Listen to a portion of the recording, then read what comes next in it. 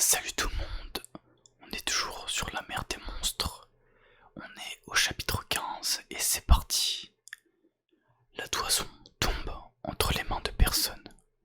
J'ai eu personne, a jubilé Polyphème. Nous nous sommes faufilés sans bruit jusqu'à l'orée de la grotte. Le cyclope se tenait debout devant nous, souriant de toutes ses dents, empoignant d'une main l'air vide. Il a secoué le poing et une casquette de baseball est tombée par terre en tourbillonnant. Annabeth pendait par les pieds entre les doigts du monstre. Ah, s'est-il écrié, méchante fille invisible. J'ai déjà une vie fougueuse comme femme. Alors, peut-être que toi, je vais te griller avec compoté de mangue. Annabeth se débattait, mais elle semblait sonner. Une vilaine plaie lui entaillait le front. Elle avait le regard vitreux. Je vais l'attaquer, ai-je glissé à l'oreille de Clarisse. Notre bateau est à l'arrière de l'île. Grover et toi. Pas question, ont-ils dit, tous les deux à la fois. Clarisse s'était armée d'une lance en corne de bélier très collector qu'elle avait dégoté dans la grotte du cyclope. Grover avait trouvé un fémur de mouton, ce qui n'avait pas l'air de lui faire plaisir, mais il le brandissait comme une massue, prêt à frapper. Nous allons l'attaquer ensemble, a grogné Clarisse. Ouais, acquiesçait Grover, qui a ensuite cligné des yeux, comme s'il n'en revenait pas d'être tombé d'accord avec Clarisse. Très bien, ai-je dit, plan d'attaque, Macédoine. Ils ont hoché la tête.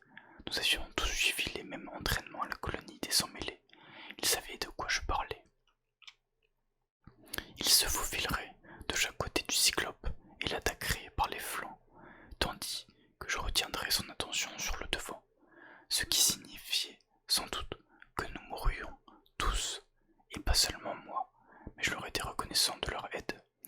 J'ai brandi mon épée et crié « Hé, affreux !» Le géant a fait volte-face vers moi. Quoi, un autre? Qui es-tu? Pose mon ami par terre, c'est moi qui t'ai insulté. Tu es personne, exact. Gros saut de morve qui pue. Ça n'avait pas la classe des invectives d'Annabeth, mais c'est tout ce qui m'était venu à l'esprit. Je suis personne et fier de l'être. Maintenant, pose-la par terre et amène-toi par ici, que je te crève l'œil de nouveau. Rare. Bonne nouvelle, il a lâché Annabeth. Mauvaise nouvelle, il a lâché tête la première sur les rochers, où elle est restée inerte comme une poupée de chiffon. Autre mauvaise nouvelle, Polyphème a foncé droit sur moi. 500 kilos de cyclope, puant que j'allais devoir combattre avec une très petite épée. Prends ça pour pan, a crié Grover en attaquant par la droite. Il a lancé son os de mouton qui a ricoché sur le front du monstre comme une brindille inoffensive. Clarisse a accouru par la gauche et placé sa lance debout sur le sol, juste à temps pour que le cyclope marche dessus. Il a poussé un gémissement de douleur et Clarisse s'est jetée sur le côté pour ne pas être écrasée sous son pied. Mais le cyclope a retiré la lance comme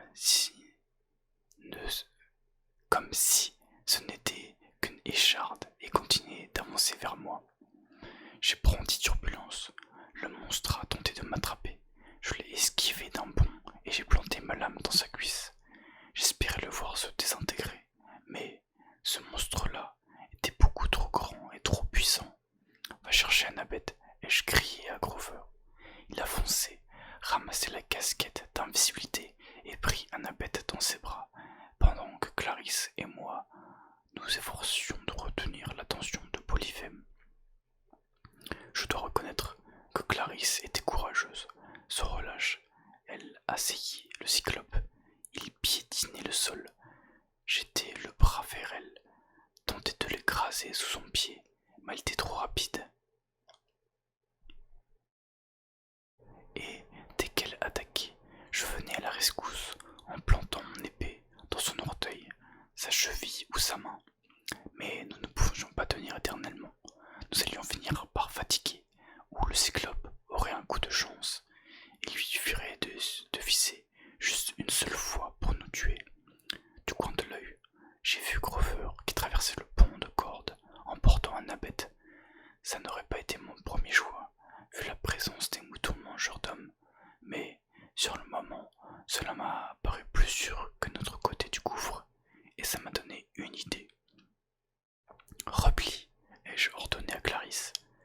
Elle a roulé sur elle-même, tandis que le poing du cyclope écrasait un olivier tout près d'elle. Nous avons couru vers le pont, Polyphème sur nos talons. Il boitait à cause des nombreuses blessures que nous lui avions infligées, mais tout ce que nous avions réussi à faire, c'était le ralentir et le mettre en rage.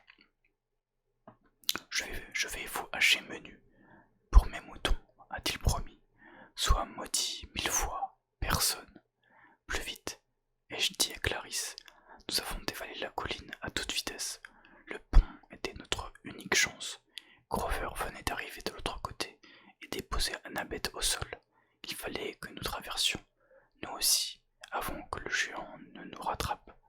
Grover, ai-je hurlé, prends le poignard d'Annabeth.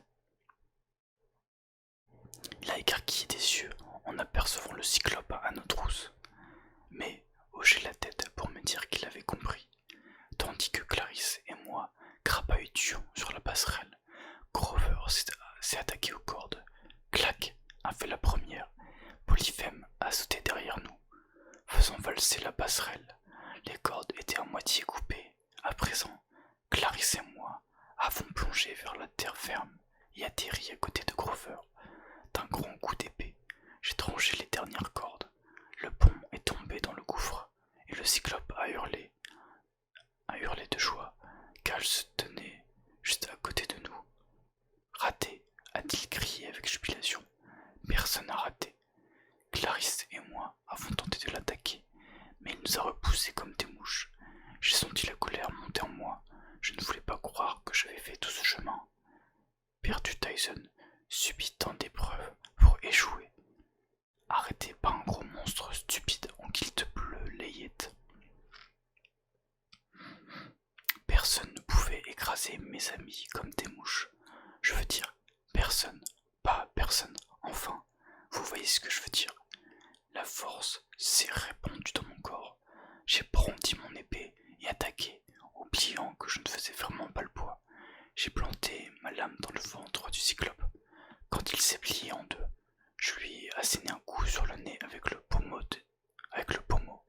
J'ai pourfendu, tapé, cogné, tant et si bien que soudain, j'ai vu Polyphème allongé sur le dos, sonner, gémissant. J'étais debout au-dessus de lui, la pointe de ma lame jusqu'au-dessus de son œil. Ouh, a fait Polyphème. Percy, a octé Grover comme un dieu. S'il te plaît, non, a supplié le cyclope. En me regardant d'un air pitoyable, il saignait du nez, une larme a perlé au coin de son œil, à moitié aveugle. Mes petits moutons ont besoin de moi. J'essaie juste de protéger mes moutons. Il a éclaté en sanglots. J'avais gagné. Il ne me restait plus qu'à frapper. Un seul coup d'épée rapide. Tue-le, a hurlé Clarisse. Qu'est-ce que tu attends? Le cyclope avait tant de chagrin dans la voix, exactement comme Tyson. C'est un cyclope, ne lui fais pas confiance, m'avertit Grover. Je savais qu'il avait raison. Je savais qu'Annabeth aurait dit la même chose. Mais Polyphème sanglotait, et pour la première fois, j'ai réalisé que c'était un fils de Poséidon, lui aussi, comme Tyson, comme moi. Alors, comment pouvais-je le tuer de sang-froid? Nous voulons seulement la toison, ai-je dit au monstre. Vas-tu nous laisser l'emporter? Non, a crié Clarisse, tue-le. Le monstre a reniflé. Ma superbe toison, joyau de ma collection, prends-la, cruel humain, prends-la et va en paix. Je vais reculer lentement, un seul geste et... Polyphème a hoché la tête, comme s'il comprenait. J'ai reculé d'un pas, rapide comme un cobra. Polyphème m'a envoyé valdinguer au bord de la falaise. Stupide mortel, a-t-il rugi en se relevant. Toi, prendre ma toison. Ah, je te mangerai d'abord. Il a ouvert son énorme bouche et j'ai su que ses molaires pourris seraient la dernière image que j'emporterai avec moi. Alors quelque chose avait pfft au-dessus de ma tête et ping, une pierre de la taille d'un ballon de basket a piqué dans la gorge de Polyphème. Un sublime tir à 3 points, panier marqué sans toucher le cercle. Le cyclope s'est étranglé en essayant d'avaler cette pilule surprise. Il a titubé en arrière, mais il n'y avait nulle part où tituber. Son talon a glissé, le bord de la falaise s'est éboulé et le grand Polyphème s'est mis à agiter les bras comme un poulet qui bat des ailes, ce qui ne l'a pas beaucoup aidé à voler quand il est tombé dans le gouffre. Je me suis retourné à mi-chemin du sentier qui menait à la plage, debout au milieu d'un troupeau de moutons mangeurs d'hommes qui ne lui faisaient pas le moindre mal, se tenait un vieil ami. Vilain Polyphème, a dit Tyson. Les cyclopes sont pas tous aussi gentils que nous en avons l'air. Tyson nous a donné la version courte. Arc-en-ciel, l'hippocampe, qui apparemment nous avait suivis depuis le détroit de Long Island, en attendant que Tyson revienne jouer avec lui, l'avait vu couler sous l'épave du Birmingham et l'avait porté en l'usure. Depuis, Tyson et lui avaient sillonné la mer des monstres pour nous retrouver, jusqu'au moment où Tyson avait senti l'odeur des moutons et abouti à l'île de Polyphème. J'aurais voulu serrer le gros balourd dans mes bras, mais il était entouré de moutons mangeurs d'hommes. Tyson, les dieux soient loués, Annabeth est blessée. Tu remercies les dieux qu'elle soit blessée, a-t-il demandé avec perplexité. Non, je me suis agenouillé à côté d'Annabeth, et ce que j'ai vu m'a terriblement inquiété. Elle avait la peau blême et moite. La blessure à son front était beaucoup plus grave que je ne croyais. Ses cheveux étaient imbibés de sang. Grover et moi avons échangé un regard paniqué. Puis, une idée m'est venue. Tyson, la toison, peux-tu aller la chercher pour moi?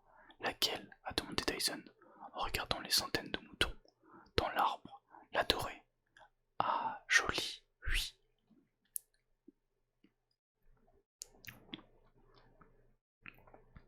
Tyson s'est mis à grimper à pas lourd, en faisant attention à ne pas piétiner les moutons.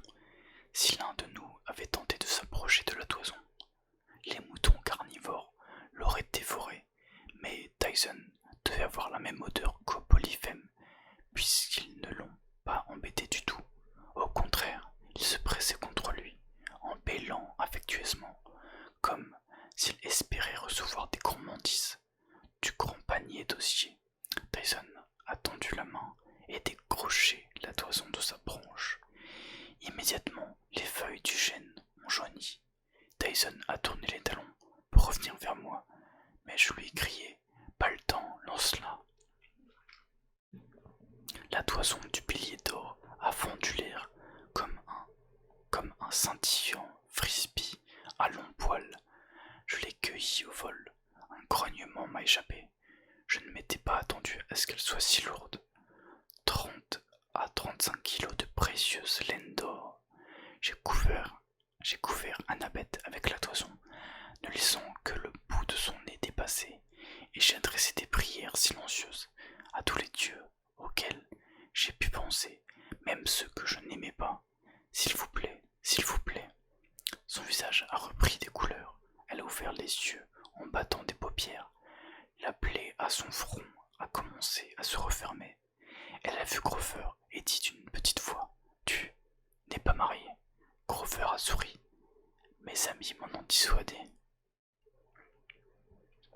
Annabeth, ai-je dit, reste tranquille, mais malgré nos protestations, elle s'est redressée. J'ai remarqué que sa blessure était presque complètement cicatrisée. Elle avait bien meilleure mine.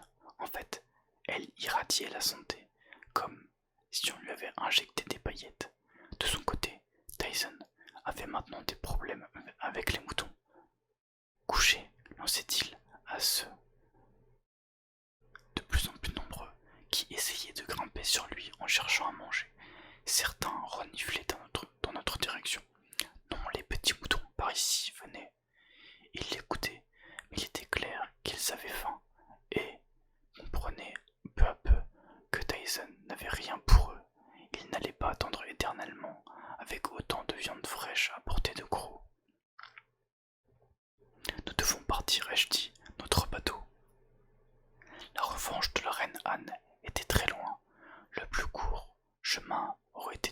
traverser le gouffre, mais nous venions de détruire l'unique pont. La seule possibilité qui nous restait, c'était de passer entre les moutons. Tyson, lui ai-je crié, peux-tu éloigner le troupeau au maximum? Les moutons veulent à manger. Je sais, ils veulent des gens à manger. Écarte-les du sentier, c'est tout. Donne-nous le temps d'aller à la plage. Et puis, rejoins-nous là-bas. Tyson apparut, hésitant, mais il a sifflé. Venez les petits moutons. Les gens à manger, c'est par là. Il est parti entre-temps dans la prairie, suivi des moutons. Garde la toison sur tes épaules, ai-je conseillé à Annabeth. Au cas où tu ne serais pas encore entièrement rétabli, tu peux te lever. Elle a essayé, mais son visage a blêmi de nouveau.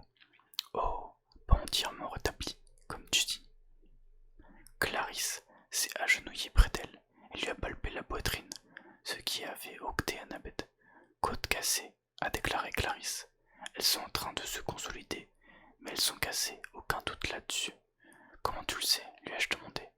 Clarisse m'a fusillé du regard, parce que je m'en suis cassé un paquet, Nabo. Je vais devoir l'apporter. Sans me laisser le temps de discuter, Clarisse a jeté Annabeth sur son épaule, comme un sac de farine, et pris le chemin de la plage. Grover et moi lui avons emboîté le pas. Aussitôt arrivé au bord de l'eau, je me suis concentré sur la revanche de la reine Anne. Je lui ai intimé de lever l'ancre et de venir à moi. Au bout de quelques minutes d'angoisse, j'ai vu le bateau doubler la pointe de l'île. J'arrive, a crié Tyson. Il dévalait le sentier pour nous rattraper. Les moutons, à une cinquantaine de mètres derrière lui, poussaient des bêlements de frustration en voyant leur ami Cyclope se sauver sans les nourrir. Ils ne nous suivront sans doute pas dans l'eau, et je dis aux autres, il ne nous reste plus qu'à gagner. Il ne nous reste plus qu'à gagner le bateau à la nage. Avec Annabeth dans cet état, a protesté Clarisse. C'est jouable, ai-je insisté. J'étais de retour sur mon terrain, la mer, et je commençais à reprendre confiance. Une fois à bord, nous serons hors de danger. Nous avons bien failli y parvenir. Nous étions entrés dans l'eau et passions juste devant l'orée du gouffre quand nous avons entendu un rugissement formidable et vu Polyphème égratigné et blessé de partout, mais bien vivant, son costume de mariée bleu layette en lambeaux qui avançait vers nous en soulevant des gerbes d'eau, un rocher rond dans chaque main. Et voilà, c'est la fin du chapitre 15. Chapitre 16. Je coule avec le navire. Jamais il tombe en panne de rocher. Celui-là, ai-je bouconné. Nager, a crié Grover. Clarisse et lui ont plongé dans les vagues. Annabeth s'est accrochée au cou de Clarisse et a tenté de bagayer d'une main. Mais le poids de la toison gorgée d'eau l'a handicapée. Ce n'était pas la toison, pourtant, qui retenait l'attention du monstre. Toi, le jeune cyclope, a rugi Polyphème. Traître à ta famille. Tyson s'est immobilisé. Ne l'écoute pas, l'ai-je supplié. Viens. Je l'ai tiré par le bras, mais il est resté aussi inébranlable qu'une montagne. Je ne suis pas un traître, a-t-il déclaré, en se tournant vers Polyphème. Tu sers des mortels, a crié ce dernier, des humains voleurs. Sur ces mots, il a projeté le premier rocher. Tyson l'a écarté d'un revers de main. Pas un traître, et tu n'es pas ma famille. Vaincre ou mourir. Polyphème a chargé, mais son pied était encore blessé. Il a tout de suite titubé et s'est étalé à plat ventre dans l'eau, ce qui aurait pu être drôle. Sauf qu'il s'est immédiatement relevé en crachant de l'eau de mer et en grondant « Merci !» a hurlé Clarisse. « Viens !» Il s'était presque arrivé au bateau avec la toison. Si je pouvais distraire le monstre juste un peu plus longtemps. Vas-y, m'a dit Tyson. Je vais m'occuper, gros affreux. Non, il te tuera. J'avais déjà perdu Tyson une fois. Je n'étais pas prêt à le perdre de nouveau. Nous allons le combattre ensemble. Ensemble, a acquiescé Tyson. Je dégainai mon épée. Polyphème avançait à pas prudents, plus que jamais. En revanche, il n'avait aucun problème avec ses bras. Il a projeté le second rocher. J'ai plongé sur le côté, mais j'aurais quand même été écrasé si Tyson ne l'avait pas intercepté d'un coup de poing et fait voler en éclats. J'ai intimé au flot l'ordre de se lever. Une vague de 6 mètres s'est formée, me hissant sur sa crête. Je l'ai laissé me porter vers le cyclope, à qui j'ai donné un coup de pied dans l'œil, puis j'ai sauté par-dessus sa tête, tandis que la vague le jetait sur la plage. Je vais te massacrer, a bafouillé Polyphème en crachotant, voleur de toison. C'est toi qui as volé la toison, ai-je hurlé. Tu t'en sers pour attirer les satyres dans ton piège mortel. Et alors, c'est bon à manger le satyre. La toison doit servir à guérir. Elle appartient aux enfants des dieux. Je suis un enfant des dieux, figure-toi. Polyphème m'a balancé une droite que j'ai esquivée d'un bond sur le côté. Poséidon, mon père, maudit ce voleur. Le cyclope clignait sans cesse de l'œil, à présent, comme s'il n'y voyait plus rien, et je me suis rendu compte qu'il se guidait à l'oreille pour viser. Poséidon ne me maudira pas, ai-je dit en reculant, tandis que la main du cyclope se refermait sur du vide. Je suis son fils. Moi aussi, il n'a pas de préféré.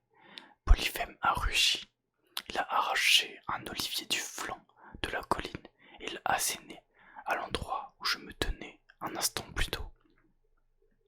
Les humains, c'est pas pareil. Méchants, rusés, menteurs. Grover aidait Annabeth à monter à bord du bateau. Quant à Clarisse, elle m'adressait des gestes frénétiques en me criant de venir. Tyson a contourné le grand cyclope pour tenter de se placer derrière lui. Petit, a appelé Polyphème, où es-tu? Aide-moi. Tyson s'est figé. Tu n'as pas été élevé comme il faut, a poursuivi Polyphème d'un ton géniard, en agitant l'olivier qui lui servait de massue. Pauvre frère orphelin, aide-moi. Personne n'a bougé. Seul le bruit de la mer et les battements de mon cœur troublaient le silence. Alors, Tyson s'est avancé, les mains levées en geste de défense. Ne frappe pas, frère Cyclope, dépose. Polyphème a pivoté dans la direction de sa voix. Tyson, ai-je crié. L'arbre s'est abattu sur lui avec une force qui m'aurait réduit en pizza. Merci aux olives. Tyson a voltigé en arrière, creusant une tranchée dans le sable. Polyphème a chargé, mais j'ai crié non et bondi le plus loin que j'ai pu. Turbulence à bout de bras. J'espérais piquer Polyphème à l'arrière de la cuisse, mais je suis arrivé à sauter un petit peu plus haut. Bé, a bêlé le grand cyclope, exactement comme ses moutons. Là-dessus, il a asséné l'arbre de nouveau. J'ai plongé, mais plusieurs branches m'ont quand même éraflé le dos. Je saignais, j'avais des contusions partout et j'étais à bout de force. Le cochon d'Inde en moi voulait prendre la fuite, mais j'ai ravalé ma peur. Une troisième fois, Polyphème a balancé l'arbre, mais là, j'étais prêt. J'ai saisi une branche au passage, ignorant la douleur qui a irradié dans mes mains quand j'ai été soulevé d'une secousse. Et j'ai laissé le cyclope me hisser dans les airs, au sommet de l'arc de cercle. J'ai lâché prise et suis tombé pile sur la figure du géant, à pieds joints, sur son œil déjà blessé. Polyphème a hurlé de douleur. Tyson l'a saisi à bras le corps et l'a plaqué au sol. Je me suis posé à côté d'eux, l'épée à la main, assez près pour planter ma lame dans le cœur du monstre. Mais, alors, j'ai croisé le regard de Tyson et compris que je ne pourrais pas me résoudre à faire cela. Quelque part, ce n'était pas bien. Laisse-le partir, ai-je dit à Tyson. Cours. Rassemblant ses forces, Tyson a poussé au loin le cyclope qui jurait et pestait, et nous avons couru à toutes jambes vers la mer. Je vais t'écrabouiller, a hurlé Polyphème, plié en deux par la douleur, couvrant son œil blessé de ses deux énormes paluches. Tyson et moi, nous sommes jetés dans les vagues. Où êtes-vous? A rugi le monstre. Il a ramassé ramassé son olivier et l'a lancé dans l'eau. L'arbre s'est abattu à notre droite. J'ai fait appel à un courant pour qu'il nous porte et, en quelques instants, nous avons pris de la vitesse. Je commençais à me dire que nous allions parvenir au bateau, sain et sauf, quand Clarisse a crié depuis le pont. Bien joué, Jackson. Tu l'as dans le baba, Cyclope. La ferme, avais-je crié. Avais-je envie de hurler. Rare. Polyphème a ramassé un rocher rond. Il l'a lancé dans la direction de la voix de Clarisse. Mais il l'a manqué de peu. Le projectile s'est abattu dans l'eau, tout près de Tyson et moi. Nana Nair l'a provoqué, Clarisse. Tu vises comme une mauviette. Ça t'apprendra à vouloir m'épouser, gros imbécile. Clarisse, ai-je crié, n'y tenant plus. Ferme-la. Trop tard. Polyphème a lancé un autre rocher, et cette fois-ci, je n'ai pu que le regarder avec impuissance, dessiner un arc de cercle au-dessus de ma tête et venir fracasser la coque de la revanche de la reine Anne. Vous seriez surpris par la vitesse à laquelle un bateau coule. Dans un concert de craquements, la revanche de la reine Anne a piqué du nez. Comme si elle s'engageait sur un toboggan. J'ai juré, pressant les flots, de nous pousser plus vite, mais les mâts du bateau disparaissaient déjà. Plonge, ai-je dit à Tyson, alors qu'un autre rocher passait au-dessus de nos têtes. Nous avons plongé sous l'eau. Mes amis coulaient à toute vitesse, emportés dans le sillage bouillonnant de l'épave du bateau. Malgré leur effort pour nager, peu de gens mesurent la force d'aspiration d'un bateau qui coule, agissant comme un entonnoir naturel. L'épave entraîne dans sa chute tout ce qui l'entoure. Même Clarisse, qui était une excellente nageuse, n'avançait pas. Grover donne des coups de sabot. Annabeth s'accrochait à la toison qui brillait sur l'eau comme une vague de centimes neufs. Je nageais vers eux tout en sachant que je n'aurais peut-être pas la force de ramener mes amis à la surface. Pire, des bouts de bois tourbillonnaient autour d'eux. Mes pouvoirs sur l'eau ne nous avanceraient pas à grand-chose. Si je prenais un coup sur la tête, nous avons besoin d'aide et je pensais, oui, c'était la voix de Tyson, bien claire et distincte dans ma tête. Je l'ai regardé avec stupéfaction. J'avais déjà entendu des néréides et d'autres esprits aquatiques me parler sous l'eau, mais il ne m'était jamais venu à l'idée. Tyson était un fils de Poséidon. Nous pouvions communiquer. Arc-en-ciel, a dit Tyson. J'ai hoché la tête, puis j'ai fermé les yeux et je me suis concentré, ajoutant ma voix à celle de Tyson. Arc-en-ciel, nous avons besoin de toi. Aussitôt des formes ont scintillé dans l'obscurité des profondeurs. Trois chevaux à queue de poisson qui ont grimpé vers nous plus vite que des dauphins. Arc-en-ciel et ses compagnons ont lancé un coup d'œil dans notre direction et parus lire à nos pensées. Ils ont piqué vers l'épave et un instant plus tard sont remontés à la surface dans un nuage de bulles. Grover, Annabeth et Clarisse s'agrippaient chacun au cou d'un hippocampe. Arc-en-ciel, le plus grand des trois, portait Clarisse. Il a foncé vers nous et permis à Tyson de s'accrocher à sa crinière. Son camarade, qui avait pris Annabeth en groupe, en a fait autant pour moi, et nous avons foncé en fendant les flots, laissant derrière nous l'île de Polyphème. Dans mon dos, j'entendais les cris de triomphe du cyclope. J'y suis arrivé, enfin. J'ai enfin coulé personne. J'espérais qu'il ne découvre jamais son erreur. Nous rasions les flots, et, rapidement, l'île n'a plus été qu'un point à l'horizon pour bientôt disparaître. On y est arrivé à bafouiller Annabeth à bout de force. Elle s'est effondrée contre le cou de l'hippocampe et s'est endormie instantanément. J'ignorais jusqu'où les hippocampes pourraient nous emmener. J'ignorais où nous allions. J'ai redressé Annabeth pour qu'elle ne tombe pas. Je l'ai couverte de la toison d'or que nous avions acquise au prix de tant d'épreuves, et j'ai dressé une prière de remerciement silencieuse aux dieux. ce qui m'a rappelé quelque chose. J'avais encore une dette envers eux, due un génie, et je dis calmement à Annabeth. Et puis, j'ai posé la tête contre la toison, et je me suis endormi en un clin d'œil, moi aussi. Et voilà, c'est la fin du chapitre 16. Chapitre 17. Une surprise nous attend à Miami. Percy, réveille-toi. De l'eau de mer m'éclaboussait la figure. Annabeth me secouait par l'épaule. Au loin, le soleil se couchait sur une ville. J'ai aperçu une promenade de bord de mer plantée de palmiers, des néons rouges et bleus, un port plein de voiliers et de bateaux de croisière. C'est Miami, je crois, a dit Annabeth. Mais nos amis se comportent bizarrement. Le fait est que les hippocampes avaient ralenti l'allure et décrivaient des cercles en hennissant et en reniflant l'eau. Ils n'avaient pas l'air heureux. L'un d'eux a éternué. J'ai compris ce qu'il pensait. Il ne nous emmènerait pas plus loin. Et j'expliquais.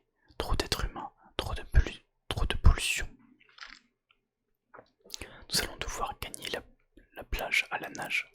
Aucun de nous n'était emballé par cette perspective, mais nous avons remercié Arc-en-Ciel et ses amis de nous avoir portés jusque-là. Tyson a versé quelques larmes.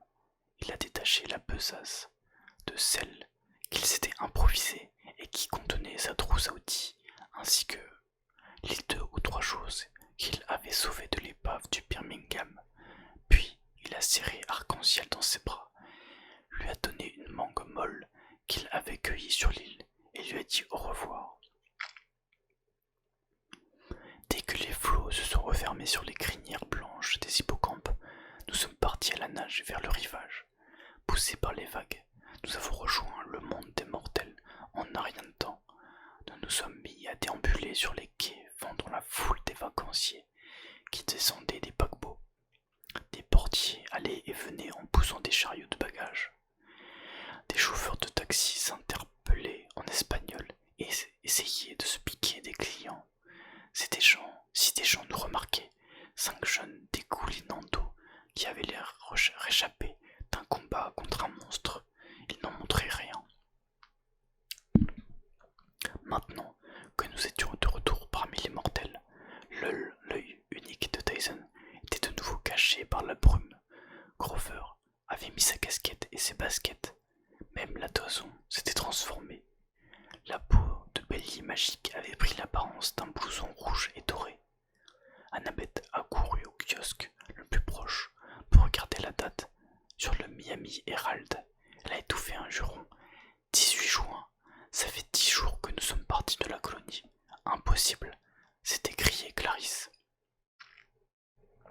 Mais je savais bien que non. Le temps s'écoule différemment dans les lieux monstrueux. L'arbre de Thalia doit être presque mort, a gémi Grover. Nous devons à tout prix rapporter la toison ce soir. Clarisse s'est laissée tomber sur le trottoir. Comment veux-tu qu'on fasse? Sa voix tremblait. On est à des centaines de kilomètres. On n'a pas d'argent, pas de moyens de transport. Exactement comme l'oracle l'avait dit. C'est ta faute, Jackson. Si tu ne t'étais pas mêlé.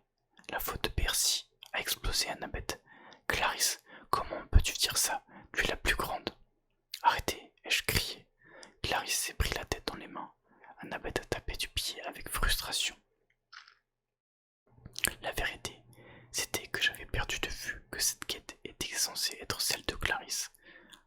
Un court et inquiétant moment, j'ai vu les choses de son point de vue.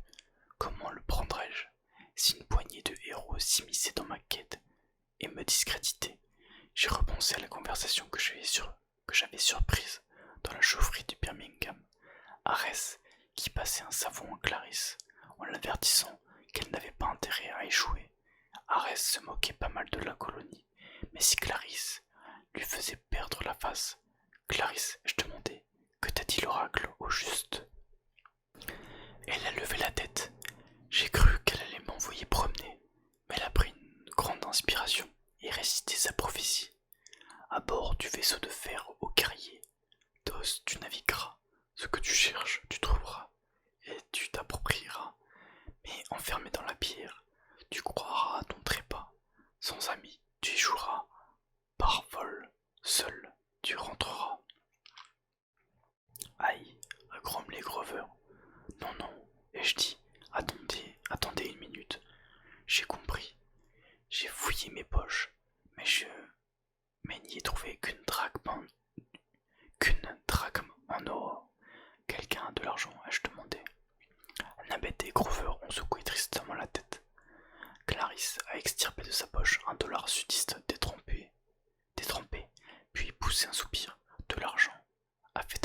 d'une voix hésitante.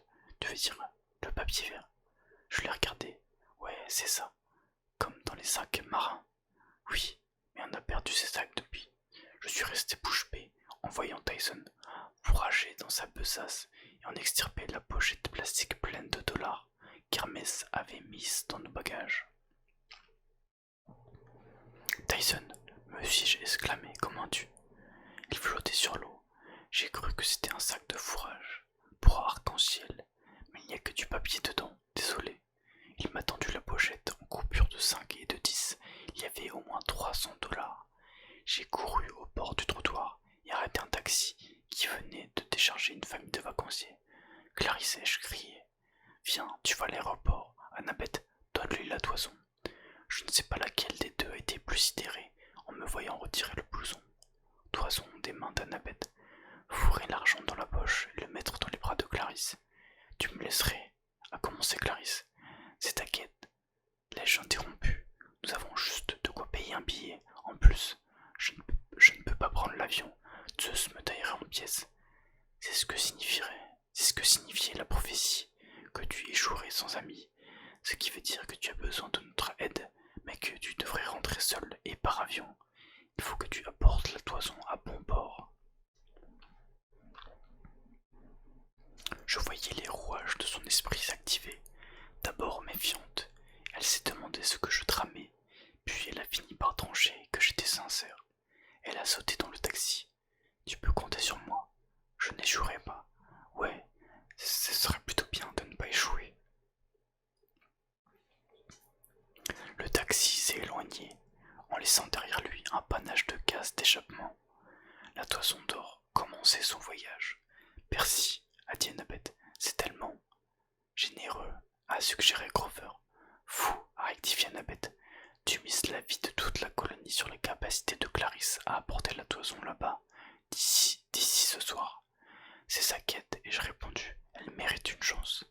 Percy est gentil garçon, a dit Tyson. Percy trop gentil, a bouconné Annabeth. Mais je n'ai pas pu m'empêcher de penser que peut-être, elle était un petit peu impressionnée. Je l'avais étonnée en tout cas, ce qui n'était pas facile. Venez, ai-je dit à mes amis, cherchons un autre moyen de rentrer à la maison. Alors, je me suis retourné et j'ai senti la pointe d'une épée contre ma gorge. Salut cousin, a lancé Luc. Bon retour aux États-Unis. Ces hommes ours ont surgi à ses côtés. L'un d'eux a saisi Annabeth et Grover par leur col de t-shirt. L'autre a voulu attraper Tyson, mais ce dernier l'a envoyé valser contre une pile de valises et s'est tourné vers Luc en grondant. Percy, a articulé Luc d'un ton glacial, dis à ton géant d'arrêter son cirque, ou j'ordonnerai à Orios de concasser les têtes de tes amis.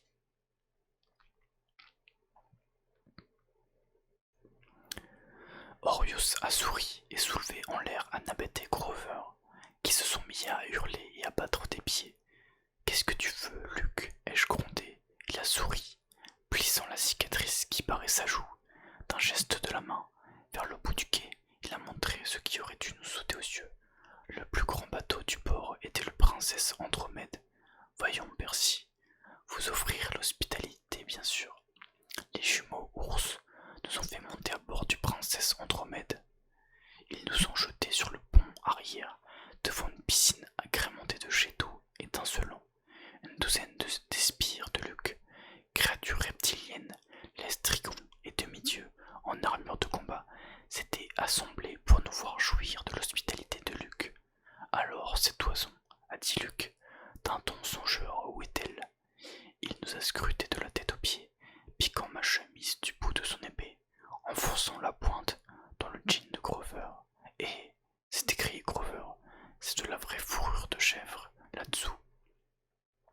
Excuse-moi, vieux frère, a dit Luc en souriant. Donne-moi juste la toison, et je te laisserai retourner à ta petite quête. Mais, a protesté Grover, tu parles d'un vieux frère. Il me semble que vous ne m'avez pas bien entendu. La voix de Luc était d'un calme inquiétant. Où est la toison? Pas ici, ai-je répondu. j'aurais sans doute dû m'abstenir, mais c'était trop tentant de lui jeter la vérité à la figure. Nous l'avons déjà expédié, tu as foiré. Luc a plissé les yeux. Tu mens, vous n'auriez pas pu. Soudain son visage s'est empourpré, tandis qu'une horrible possibilité lui venait à l'esprit. Clarisse, j'ai fait oui de la tête. Tu as fait confiance, tu as donné. Et ouais, à Griot, le géant ours a tressailli. Oui, descends préparer mon coursier. Amène-le-moi sur le pont. Il faut que je vole à l'aéroport, et vite. Mais patron, au pays où je te donne en pâture au dragon. L'homme ours a ravalé sa salive et s'est engouffré dans l'escalier. Luc s'est mis à arpenter le bord de la piscine en jurant en grec ancien, serrant le pommeau de son épée si fort que ses jointures blanchissaient. Ses autres sbires paraissaient mal à l'aise. Peut-être n'avait-il jamais vu leur maître aussi démonté. J'ai réfléchi si je pouvais me servir de la colère de Luc et le faire parler pour que la folie de ses plans soit connue de tout le monde. J'ai regardé la piscine et ses jets d'eau qui diffusaient une brume de gouttelettes dans laquelle les derniers rayons du soleil dessinaient un arc-en-ciel, et j'ai eu une idée. Tu nous manipules tous depuis le début, ai-je dit. Tu voulais que nous t'apportions la toison d'or pour t'épargner la peine de le chercher. Luc a grimacé. Bien sûr, imbécile, et tu as tout foiré. Toi, tu as tout fait foirer. Traître. J'ai repêché ma dernière drachme d'or du fond de ma poche et je l'ai lancée à Luc. Comme je l'escomptais, il l'a esquivé facilement. La pièce a fusé dans l'eau, dans le jet d'eau, nimbé des couleurs de l'arc-en-ciel. J'ai espéré que ma prière serait acceptée, même muette. Je l'ai pensé de tout mon cœur. Oh déesse, accepte mon offrande. Tu nous as tous trompés, ai-je hurlé à Luc, même Dionysos, et à la colonie des sans-mêlés. Derrière Luc, le jet d'eau a scintillé, mais comme j'avais besoin de capter l'attention de tout le monde, j'ai dégainé Turbulence. Luc s'est contenté de ricaner. Ce n'est pas le moment de jouer au héros, Percy. Lâche ta pitoyable petite épée, ou je te ferai tuer plutôt qu'à ton heure.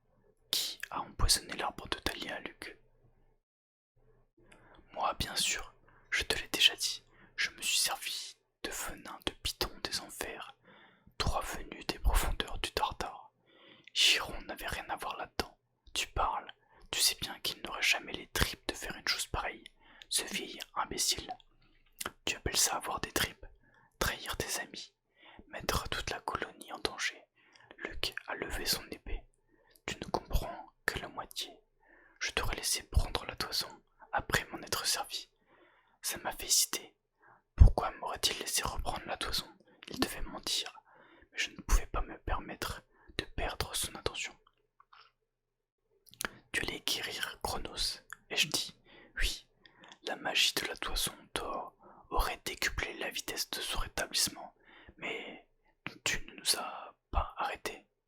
Percy, tu en as juste un peu ralenti. Alors tu as empoisonné l'arbre, tu as trahi Thalia, et tu nous as manipulés. Tout ça pour aider Chronos à détruire les dieux. Luc a serré les dents. Tu sais tout ça? Pourquoi me poses-tu toutes ces questions? Parce que je veux que tout le monde dans le public t'entende. Quel public? Luc a plissé les yeux. Il a tourné la tête, imité. De tous ces spires, ils ont tous reculé, en titubant, le souffle coupé. Au-dessus de la piscine, miroitée dans la brume de l'arc-en-ciel, flottait une image iris de Dionysos, Tantale et tous les pensionnaires de la colonie, rassemblés au pavillon réfectoire. Sidérés, ils nous regardaient en silence. Eh bien, a lancé Dionysos d'un ton sec, voici un divertissement imprévu. Monsieur D, ai-je dit, vous l'avez entendu, vous avez tout entendu, vous avez tous entendu Luc. Chiron n'est pas responsable de l'empoisonnement de l'arbre. Monsieur D a soupiré. Non, à ce qu'il paraît. L'iris mail pourrait être un piège, a suggéré Tantale.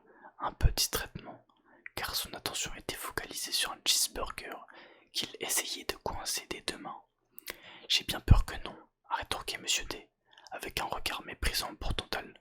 Je vais devoir établir Chiron dans ses fonctions de directeur des activités, semble-t-il.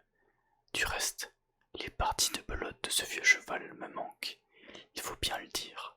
Total a attrapé le cheeseburger, qui ne lui a pas glissé des mains.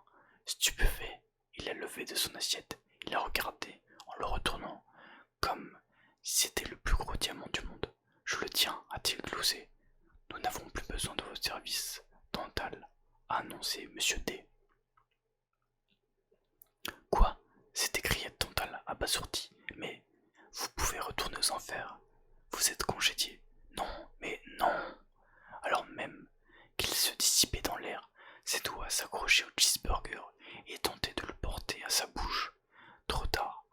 Total a disparu et le cheeseburger est retombé sur l'assiette. Les pensionnaires ont applaudi à tout rompre. Luc a poussé un cri de rage. Il a pourfendu le jet d'eau d'un coup d'épée et l'image iris s'est dissipée, mais le mal était déjà fait. Je me suis senti assez content de moi, jusqu'au moment où Luc s'est retourné et m'a lancé un regard assassin. Chronos avait raison, Percy, tu n'es pas une arme fiable, il va falloir te remplacer. Je n'ai pas très bien compris ce qu'il voulait dire, mais je n'ai pas eu le temps de réfléchir à la question. Un de ses sbires a donné un coup de sifflet, et les portes du pont se sont ouvertes. Une douzaine de guerriers supplémentaires a déferlé et nous a encerclés, entrechoquant les pointes de laiton de leurs lances. Luc m'a souri. Tu ne quitteras pas ce bateau vivant. Et voilà, c'était la fin du chapitre 17. On est à 86%.